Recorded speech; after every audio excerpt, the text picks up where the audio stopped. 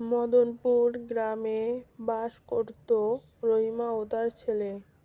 তারা ছিল খুব অসহায়।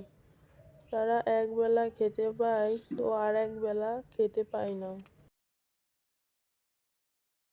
একদিন রাতে রহিমা ও তার ছেলে বসে আছে। মা, আজকেও কি চুলা জ্বলবে না? রহিমা চুপ করে থাকে, কারণ তার কাছে কোনো চাল নেই। মা, এতদিন হয়ে গেল, বাবা আসে না কেন? বাবা কি আর আসবে না? 2 বছর আগে তোর বাবা শহরে গিয়েছিল রিক্সা চালাতে। তারপর থেকে আর কোনো খোঁজ নেই। একদিন এক চালক এসে বলেছিল তোর বাবা নাকি দুর্ঘটনায় মারা গেছে, কিন্তু তার কোনো প্রমাণ ছিল না। আমি এখনো বিশ্বাস করতে পারছি না যে তোর বাবা আর ফিরবে না। পরের দিন সকালবেলা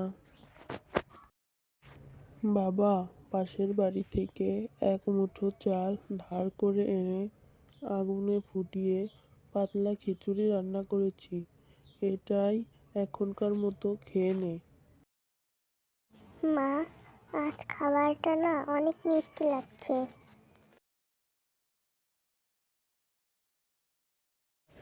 হঠাৎ একদিন বাজারে রহিমা শুনতে পেল করিম মিয়াকে শহরে নাকি দেখা গেছে, দর্জির দোকানে কাজ করে।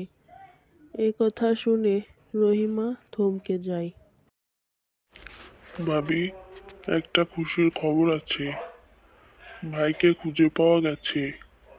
ভাই নাকি শহরে একটা দর্জির দোকানে কাজ করে। যদি সত্যি হয় সে কখনো ফিরে আসে, তাহলে রুবেলের মুখটা মনে পড়ে। বাবাকে দেখলে রুবেল কতটা খুশি হবে। কয়েক মাস পর এক বিকেলে করিম মিয়া ফিরে এলো। রহিমা শুধু তার স্বামীর দিকে চেয়ে থাকে।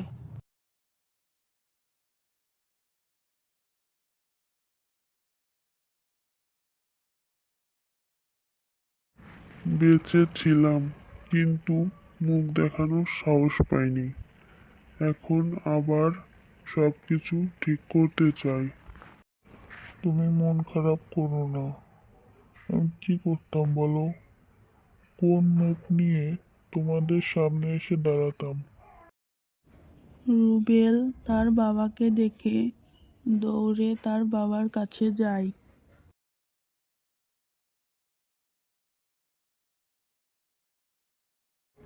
তারপর